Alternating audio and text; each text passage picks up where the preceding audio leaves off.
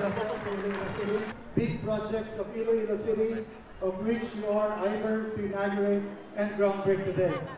In honor, Mr. President, we would like to upgrade into AA, of course, and this is a project that is for Eritreans.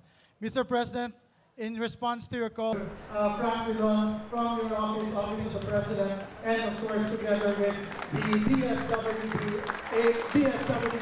and the NHA officer. Here, sir, is the national landscape for Iloilo City, and this is the 2, 3. Thank you so much, Mr. Ambassador.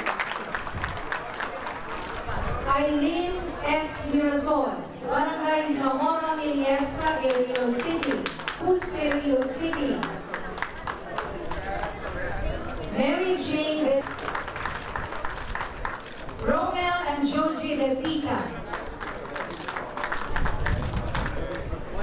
Eddie and Marlene Barros.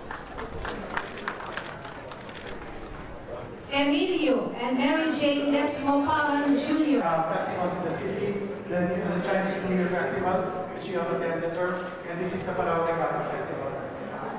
This is the wall representing, yes, our predecessors. This is the wall of the mayors, and these are the local products in the city of